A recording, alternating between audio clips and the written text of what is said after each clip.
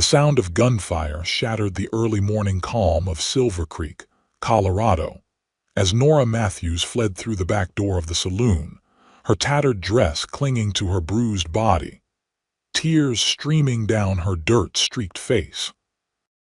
It was 1878, and in this remote mining town, justice rarely found those who deserved it most. Nora ran until her lungs burned and her bare feet bled, the unforgiving rocks of the mountain path cutting into her skin as she ascended higher into the foothills. The voices of her pursuers faded, but the memory of their cruelty remained sharp as a knife. 3 weeks she'd endured captivity at the hands of the Blackwell gang after they'd raided her family's homestead, killed her father, and taken her as payment for a debt her father had allegedly owed. She collapsed behind a large boulder, her body trembling with exhaustion and fear. The dawn light was beginning to spread across the valley below, illuminating the small town with its golden glow. From this distance, Silver Creek looked peaceful, almost innocent, nothing like the hell she had experienced within its boundaries. "Don't move," a deep voice commanded from behind her. Nora froze, terror rushing through her veins. They'd found her. She squeezed her eyes shut, waiting for the inevitable rough hands to grab her, to drag her back to that room above the saloon where she'd lost everything. "You're bleeding," the voice said, softer now. Slowly, Nora turned to face her captor, prepared to fight with what little strength she had left. Instead of one of Blackwell's men, she found herself looking up at a tall stranger with eyes the color of a summer sky. He wore the dust-covered clothes of a working cowboy, faded denim pants, a simple cotton shirt, and a worn leather vest. A wide-brimmed hat shaded his face, but she could see the concern in his expression. "I'm not going back," Nora whispered, her voice raw from screaming. The man kneeled down, keeping a respectful distance. "I'm not taking you anywhere, miss. I'm Miles Callahan. I have a cabin about a mile up this trail. You look like you could use some help." Nora tried to scramble backward, wincing as her injured feet scraped against the ground. "I don't need a man's help, not ever again." Miles nodded solemnly. "I understand your fear, but those cuts need tending and you're a long way from anywhere else." He removed his canteen and set it on the ground between them, then backed away several steps. "Take a drink." "I'll wait over there while you decide." Nora watched him retreat to a respectful distance, leaning against a tree with his back half turned to give her privacy. Her throat burned with thirst, and after a moment's hesitation, she grabbed the canteen and drank deeply. The water revived her enough to think more clearly. She could try to make it to the next town, but that was 30 miles away, and she had no shoes, no food, and nowhere to hide if Blackwell's men came looking. This stranger seemed different from the men in town, but she'd been fooled before. "Why would you help me?" she called out. Miles turned slightly, keeping his distance. "Because it's the right thing to do. No questions asked, no debt owed." Nora studied him, searching for signs of deception. His face was weathered from the sun but open, honest. He had the calloused hands of a man who worked hard for his living. "I can't walk," she admitted finally, the pain in her feet becoming unbearable now that the initial rush of fear was subsiding. Miles nodded. "I have a horse tethered just beyond those trees. I'll bring him around and help you up. I'll be gentle every step, I promise." Those words, so simple, yet so powerful, broke something inside Nora. A sob escaped her lips before she could stop it. No one had promised her gentleness since her mother died years ago. True to his word, Miles brought a sturdy brown gelding around and approached her slowly. "May I?" he asked, gesturing to her injured form. When she nodded, he carefully lifted her onto the horse, his touch light and respectful. He then mounted behind her, making sure to keep space between them as he took the reins. "My cabin's just up the mountain. We'll be there soon and I can tend to those cuts. Then we'll figure out what comes next." As they rode up the winding trail, Nora felt both terrified and, strangely, safer than she had in weeks. Miles kept his word about being gentle, steadying her when the path grew steep, but never holding her any tighter than necessary. The cabin appeared around a bend, a solid structure of logs and stone with a chimney that promised warmth. A small corral stood off to one side, and beyond it, a breathtaking view of the valley below. "Welcome to my place," Miles said quietly. "It's not much, but it's peaceful." Peace was a luxury Nora had forgotten existed.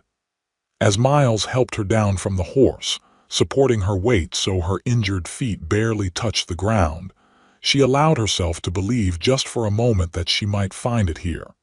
The inside of the cabin was simple but clean. A stone fireplace dominated one wall, a neatly made bed stood in one corner, and a table with 2 chairs occupied the center of the room. Shelves lined with books surprised her, not something she expected in a cowboy's cabin. Miles settled her in a chair and busied himself getting water from a bucket by the hearth. "I need to clean those cuts," he explained, kneeling before her with a basin of water and clean cloths. "This might sting." Nora tensed as he reached for her foot, memories of other men's hands causing her to recoil. Miles immediately withdrew. "I won't touch you without permission," he said, his voice calm and steady, "but infection sets in quick out here." "They said I'd never heal," Nora whispered, the words escaping before she could stop them. "After what they did. They said I was ruined." Miles's eyes darkened with anger, but his voice remained gentle. "They were wrong. I've seen wounds of all kinds heal with proper care and time." He held out the cloth. "May I?" Nora nodded, bracing herself. But Miles's touch was so light she barely felt it as he cleaned the dirt and blood from her feet. He worked methodically, applying a salve that smelled of herbs, then wrapping each foot in clean bandages.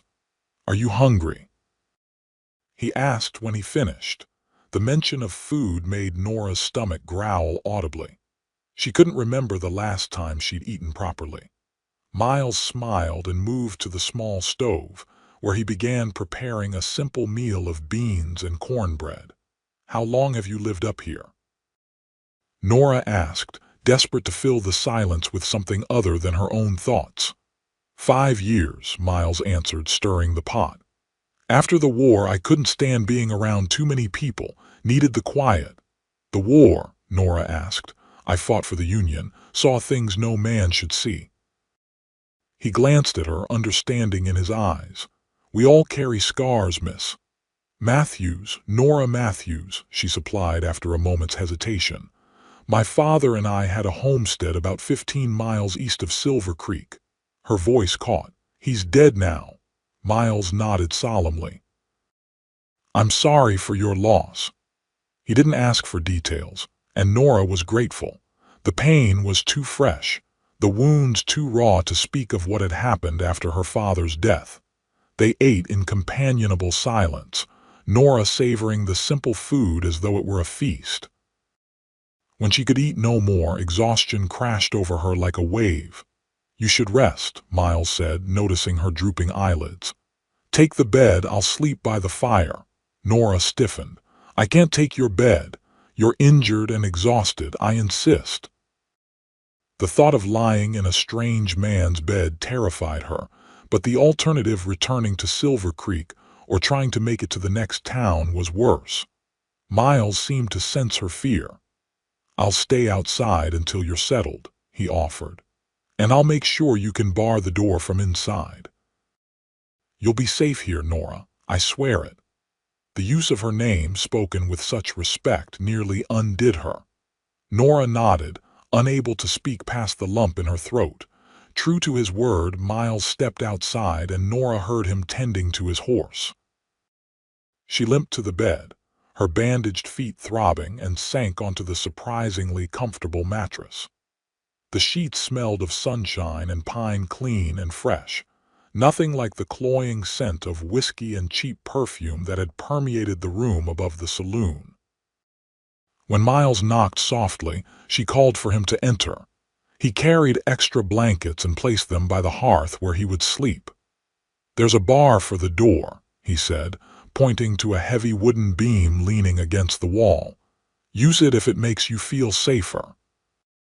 "Thank you," Nora whispered, overwhelmed by his consideration. Miles nodded, his expression gentle. "Good night, Miss Matthews. Tomorrow will be better." After he stepped outside again, Nora secured the bar across the door. Despite her fears, exhaustion claimed her quickly, and she fell into the first peaceful sleep she'd had in weeks. The sun was high when Nora awoke the next day, disoriented until the events of the previous day came rushing back. She sat up quickly, wincing at the pain in her battered body. A knock at the door startled her. "Miss Matthews, are you awake? I've brought fresh water for washing." Miles's voice was respectful, keeping his distance until invited in. Nora removed the bar and opened the door to find him standing several feet back, holding a bucket of water and a bundle of cloth. "Good morning," he said. "How are your feet?" "Sore, but better," Nora admitted. The swelling had gone down, though the cut still stung. "I found some clothes that might fit you," Miles said, setting down the water bucket and holding out the bundle. "They belong to my sister. She visited last summer and left some things behind." Nora accepted the simple cotton dress and undergarments gratefully. "You have family?" "Just Sarah. She lives in Denver with her husband and children." A smile softened his features. "She worries about me being alone up here." "Why do you stay?" Nora asked, genuinely curious. Miles looked out toward the mountains. "After the war, crowds made me jumpy. Too much noise, too many sudden movements. Out here I can breathe." He turned back to her. "I'll let you wash up. There's breakfast when you're ready." Alone again, Nora used the cool water to wash away the grime of her ordeal. The dress Miles provided was simple but clean, and though slightly large, it felt luxurious after the tattered rags she'd been wearing. When she emerged, Miles had prepared a breakfast of flapjacks and coffee. They ate in comfortable silence, Nora occasionally glancing at her host, trying to understand this quiet man who had shown her more kindness in one day than she'd experienced in months. "What will you do now?" Miles asked as they finished eating. Nora stared into her coffee cup. "I don't know. I can't go back to Silver Creek." She hesitated. "The men who took me, they'll be looking." Miles's jaw tightened. "The Blackwell gang," Nora's head snapped up. "You know them. Everyone in these parts knows them. Jeb Blackwell and his brothers have been terrorizing this territory for years." Miles's voice was hard. "The law can't or won't touch them." "They killed my father," Nora whispered. "Said he owed them money, then they took me as—" She couldn't finish. "You don't need to explain," Miles said softly. "And you don't need to decide anything today. You're welcome to stay here until you heal. After that, if you want, I can help you get to Denver. My sister would take you in." The offer was generous, more than Nora had dared hope for.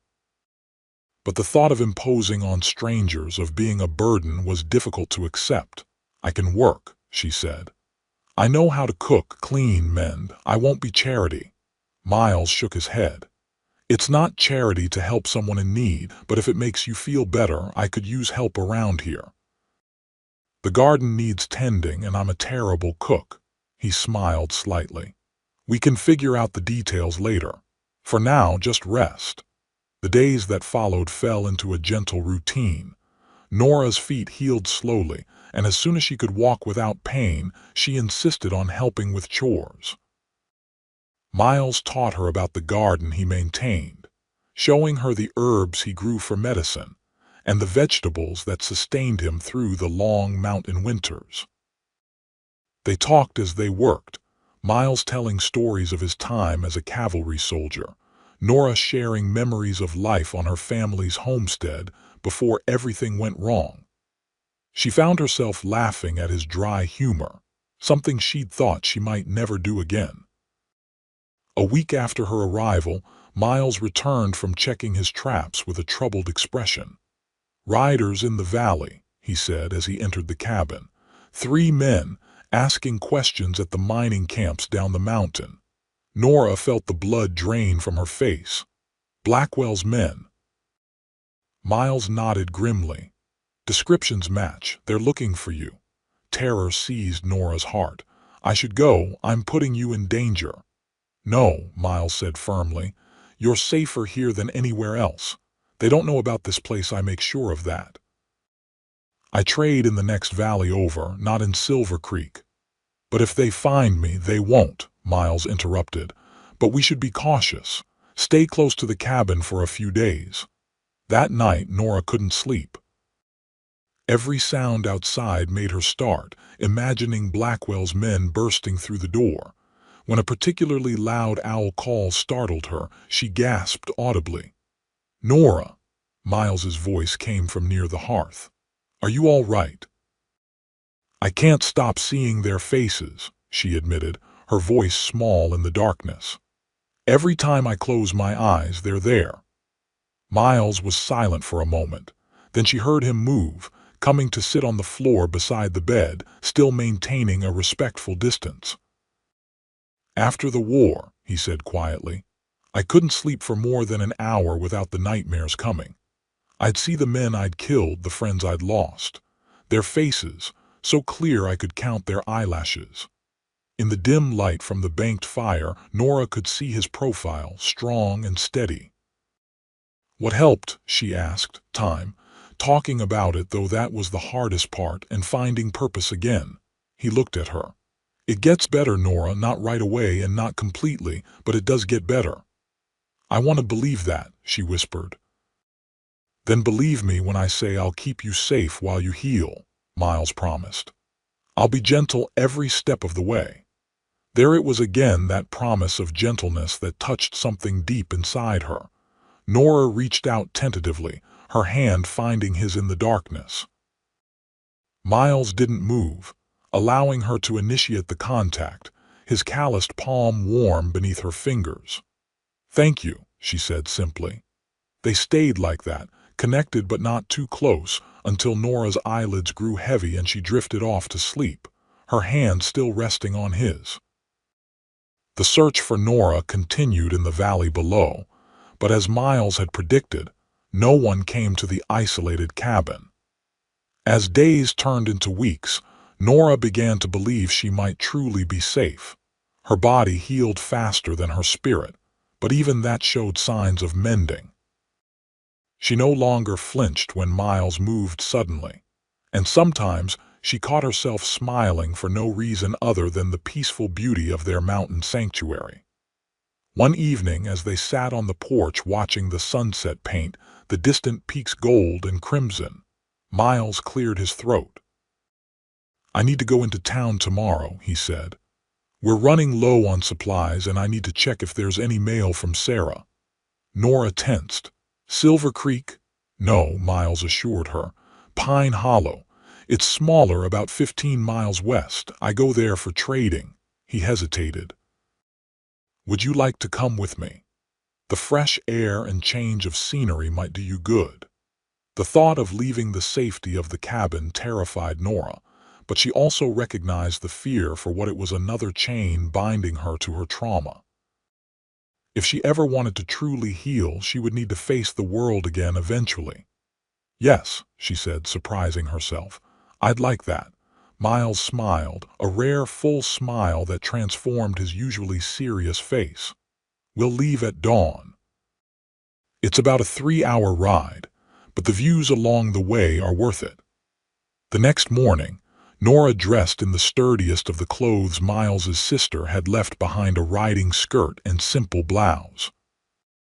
Miles had fashioned her a pair of soft leather moccasins that protected her still tender feet better than traditional women's shoes would have. He brought the horse around the same gentle gelding that had carried her to safety weeks before. "This is Thunder," Miles said, patting the horse's neck. "He's steady as they come." Nora approached cautiously, reaching out to touch the animal's velvety nose. Thunder whickered softly, pushing against her hand. "He likes you," Miles observed. "I've always loved horses," Nora admitted. "My father taught me to ride when I was just a little girl." Miles helped her mount, then swung up behind her as he had that first day. This time, however, Nora didn't tense at his proximity. Instead, she found his solid presence reassuring as they set off down the mountain trail. The journey to Pine Hollow was as beautiful as Miles had promised. They followed streams heavy with the spring runoff, crossed meadows bright with wildflowers, and wound through stands of aspen trees whose leaves danced in the breeze. As they rode, Miles pointed out landmarks and wildlife, a hawk circling overhead, deer tracks crossing their path, the distant outline of a bear foraging on a far hillside. His deep voice, rumbling close to her ear, made the wilderness seem less threatening and more like a living tapestry of which they were simply a part. Pine Hollow proved to be little more than a cluster of buildings serving the surrounding ranches and mining operations, a general store, a small hotel with an attached saloon, a blacksmith, and a handful of homes. But after weeks of isolation, even this tiny settlement seemed bustling to Nora. Miles helped her down from Thunder and tied him to the hitching post outside the general store. "We'll get supplies first," he said, offering his arm for support. "Then we can have a meal at the hotel if you're feeling up to it." Nora hesitated before taking his arm, but the unfamiliar surroundings made her grateful for his steadying presence. Inside the store, the proprietor greeted Miles warmly. "Callahan, thought we might have lost you to the mountain this time. Been nearly 2 months since you've been down." "Been busy, Mr. Porter," Miles replied easily. "How's business?" As the men exchanged pleasantries, Nora felt the storekeeper's curious gaze shift to her. She lowered her eyes, suddenly aware of how unusual her presence must seem. Miles rarely came to town and never with company. "This is Miss Matthews," Miles said, his tone changing subtly. "She's staying at my cabin while recovering from an illness." The simple explanation, offered without elaboration, seemed to satisfy the storekeeper, who nodded politely to Nora before helping Miles gather the supplies they needed. As they shopped, Nora found herself drawn to a display of fabric and sewing notions. She ran her fingers over a bolt of soft blue calico, remembering the dresses she used to make with her mother. "You sew?" Miles asked, noticing her interest. "I used to make all our clothes," Nora replied. "My mother taught me before she passed." Miles added the fabric to their purchases without comment, along with needles, thread, and scissors. When Nora tried to protest, he simply said, "Consider it payment for all the meals you've cooked." Their next stop was the post office, where a letter from Miles's sister awaited. He tucked it into his pocket to read later, then suggested they have lunch at the hotel before heading back. The hotel dining room was nearly empty at this hour, with only a couple of travelers finishing their meals. Miles chose a table near the window, positioning himself so he could see both the entrance and the street outside, a habit Nora had noticed before and attributed to his wartime experiences. As they ate their simple meal of beef stew and fresh bread, Nora became aware of a commotion outside. 3 riders had entered the town, dust-covered and travel-worn. Something about their posture sent a chill down her spine even before she recognized them. "Miles," she whispered, her voice tight with fear. Those men, Miles had already seen them. His face hardened as he observed the newcomers dismounting outside the saloon. "Blackwell's men," he confirmed quietly. "Stay calm. They haven't seen us." But as if her fear had summoned their attention, one of the men turned toward the hotel window. Nora ducked her head, But it was too late. She saw the flash of recognition in the man's eyes before he nudged his companions and pointed. "They've seen me," she gasped, panic rising in her throat. Miles stood smoothly, tossing coins on the table. "Out the back," he said, his voice calm but urgent. "Now." He guided her through the kitchen, ignoring the cook's protests, and out a rear door that led to a small stable yard. "Wait here," he instructed, positioning her behind a water trough. "I'll get Thunder." Before she could protest, Miles had slipped away, moving with the silent efficiency of a man accustomed to danger. Nora crouched behind the trough, her heart pounding so loudly she was certain it would give away her position. Voices approached from the direction of the hotel, angry, demanding. "Where'd they go?" "The woman belongs to Blackwell." Nora pressed herself flatter against the ground, praying Miles would return before they found her. The minutes stretched like hours, each second a torment of fear and remembered pain. A hand touched her shoulder, and Nora nearly screamed before recognizing Miles's reassuring presence. "Thunder's ready," he whispered. "Stay low and follow me." They crept along the back of the buildings, using wood piles and water barrels for cover, until they reached the edge of town where Miles had tethered Thunder in a small grove of trees. The horse seemed to sense the urgency, standing perfectly still as Miles helped Nora mount before swinging up behind her. "Hold tight," he murmured, and urged Thunder into a canter, heading not back toward the mountain trail they'd used earlier but west, toward a dense forest that would provide better cover. They rode hard for nearly an hour before Miles slowed Thunder to conserve the horse's strength. Only then did Nora realize she was trembling, her hands locked in a death grip on the saddle horn. "They found me," she whispered, devastation in her voice. "They'll never stop looking." Miles's arms tightened slightly around her, not restrictive, but protective. "They won't find you again," he promised. "We'll take a different route home. I know these mountains better than any of Blackwell's men." True to his word, Miles led them through a labyrinth of game trails and narrow passes that would have been invisible to anyone who didn't know exactly where to look. By nightfall, they had circled far around Pine Hollow and were approaching the cabin from the north, a direction no pursuer would anticipate. The cabin stood undisturbed, just as they had left it that morning. Once inside, Nora sank into a chair, the reality of their narrow escape finally hitting her. "I can't stay here," she said, voice breaking. "They'll keep searching. They'll find this place eventually." Miles knelt before her, his blue eyes serious. "Nora, look at me. You're safe here. Those men saw us in town, but they have no idea where we went. There are hundreds of miles of wilderness in these mountains." "But what if—" "No," Miles interrupted gently. "Don't let fear steal your peace. That's what they want, for you to live in terror for the rest of your life." Nora looked into his face, seeing the determination there, the absolute conviction that he could and would protect her. "Why are you doing this?" she asked. "Why risk your life for a stranger?"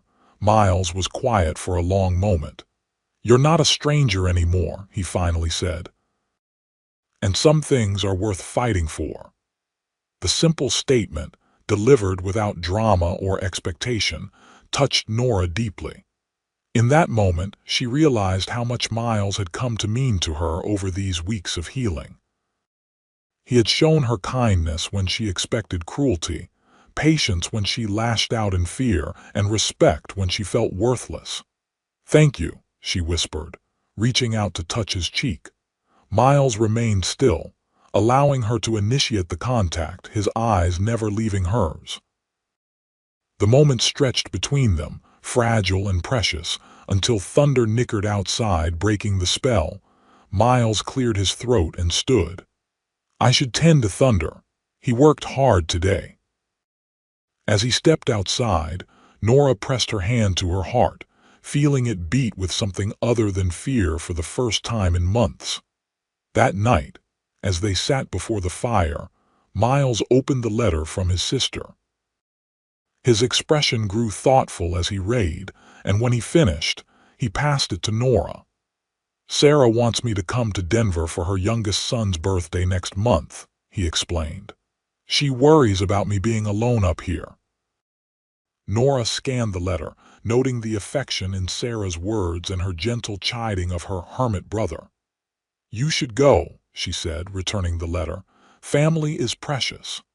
"I was thinking," Miles said carefully, "that you might come with me. Denver is a big city, far from Blackwell's influence. You could start fresh there, maybe find work as a seamstress." The offer was generous and practical. Denver would offer safety and opportunities Nora couldn't find in the mountains. Yet the thought of leaving the cabin, of leaving Miles, filled her with an unexpected sadness. "I'll consider it," she said, not meeting his eyes. The following days brought a return to their routine, but something had shifted between them. There was a new awareness, a tension that hadn't existed before. Nora found herself watching Miles as he worked, the way the muscles in his arms flexed when he chopped wood, the gentle way he handled the garden's tender shoots, the rare smile that transformed his serious face. For his part, Miles seemed more attentive, bringing her wildflowers he found on his hunting trips, carving a small wooden box for her sewing supplies, teaching her the names of the stars as they sat on the porch in the evenings. Neither spoke of what had passed between them in Pine Hollow or of the approaching trip to Denver. It was as if they both feared breaking the delicate balance they had achieved. Then, 2 weeks after their close escape, disaster struck. Miles had gone to check his traps on the western ridge, leaving Nora to tend the garden. The morning was peaceful, the mountain air fragrant with pine and wildflowers. Nora hummed as she worked, enjoying the feel of the warm soil between her fingers as she planted the beans Miles had traded for in Pine Hollow. The sound of approaching horses sent her heart into her throat. She froze, then scrambled to her feet, eyes scanning the trail that led to the cabin. 3 riders appeared around the bend, and Nora's blood ran cold as she recognized Jeb Blackwell himself leading his 2 brothers. There was no time to run, nowhere to hide. The cabin stood on an open stretch of the mountainside, visible from all approaches. Nora's only weapon was the small gardening trowel in her hand. "Well, well," Jeb called as they drew closer. "Looky what we found, boys, our little runaway." The eldest Blackwell was a large man with a face scarred from bar fights and a reputation for cruelty that extended beyond the territory. His brothers, younger but no less vicious, flanked him with matching sneers. "That cowboy of yours ain't around to protect you now, is he?" Jeb continued, dismounting. "We've been tracking you for weeks. Should have known you'd hole up with the mountain man." Nora backed toward the cabin, her mind racing. Miles wouldn't return for hours. By then it would be too late. "Stay back," she warned, her voice stronger than she felt. "This isn't your land," Jeb laughed, an ugly sound. "Land don't matter out here, girl, only strength does." He took a step toward her. "You still owe me for your daddy's debt, and now you owe me for the trouble of hunting you down." As he reached for her, Nora swung the trowel, catching him across the cheek. Blood welled from the cut, and Jeb's amusement turned to rage. "You'll pay for that," he snarled, grabbing her wrist so hard she cried out. What happened next would forever be etched in Nora's memory. As Jeb dragged her toward his horse, a shot rang out and the elder Blackwell howled in pain, releasing her as blood bloomed on his shoulder. "Let her go," Miles's voice commanded from the ridge above them. He stood with his rifle aimed steadily at the intruders, his face a mask of cold fury. "This ain't your fight, Callahan," one of the brothers shouted. "The girl belongs to us." "She belongs to no one," Miles replied, his voice carrying clearly in the mountain air. "And if you value your lives, you'll ride out now." Jeb, clutching his bleeding shoulder, spat on the ground. "3 against 1, Callahan. Even you can't beat those odds."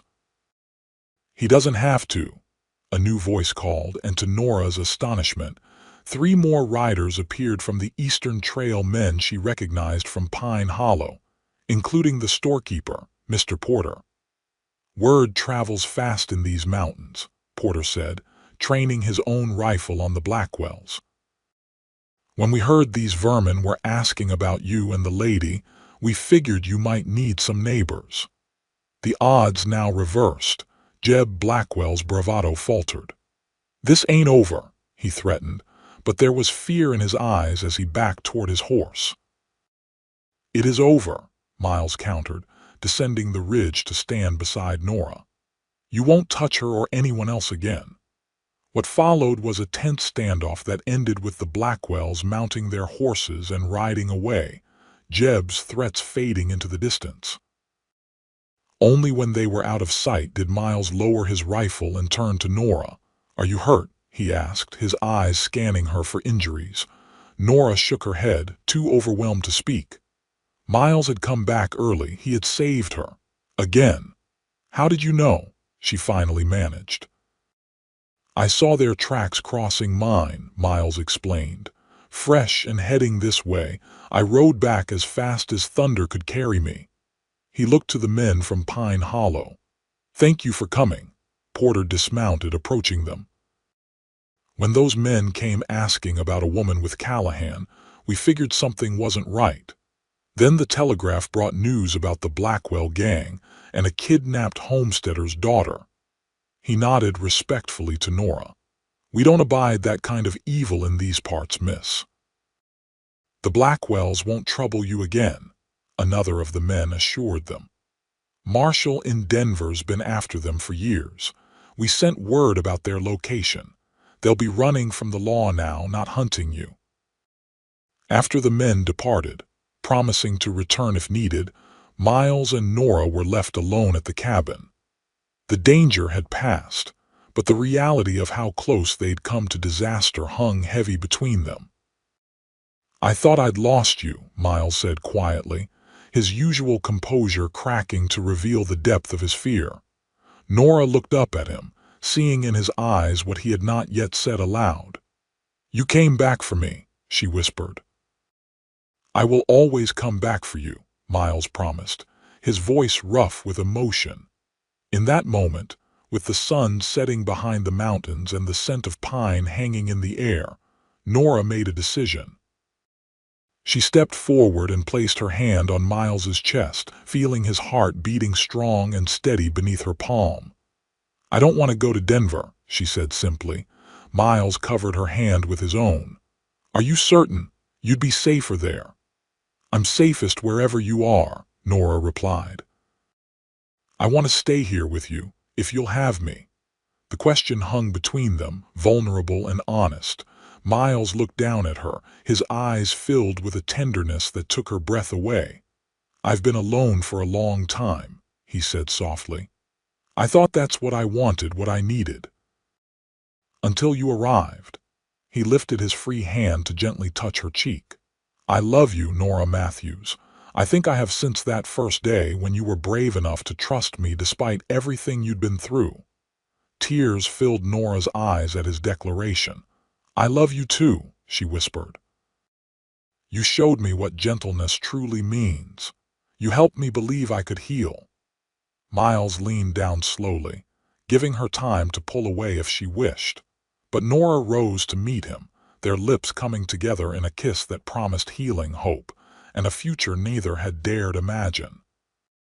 The weeks that followed were filled with a joy Nora had thought forever lost to her. With the Blackwell threat diminished by the law's intervention, she and Miles were free to build a life together on their mountain. Miles proposed properly, with a simple ring he'd had crafted in Pine Hollow. They were married in a small ceremony attended by Mr. Porter and the other men who had come to their aid. along with Miles's sister Sarah and her family, who traveled from Denver for the occasion.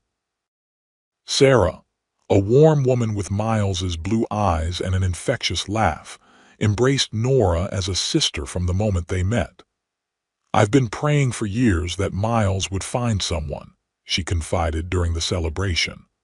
"The war took something from him, his belief that good things could still happen. You've given that back to him." "He gave me back my life," Nora replied simply. "I was broken when he found me. He had the patience to let me heal at my own pace." "That's Miles," Sarah nodded, "always gentle with wounded creatures."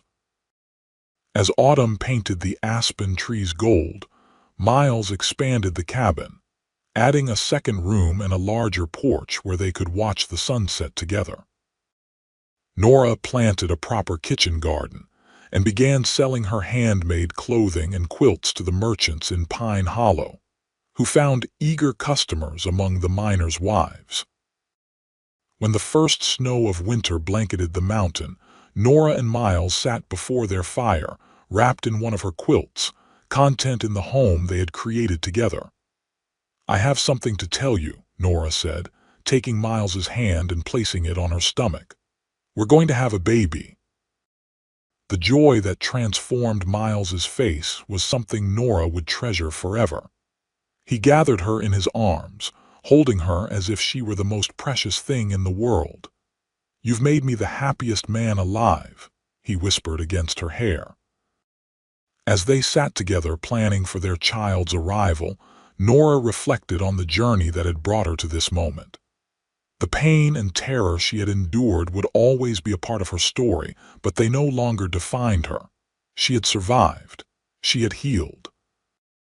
And she had found a love more powerful than the darkness that had once threatened to consume her. Outside, the snow continued to fall, covering the mountain in a blanket of pristine white.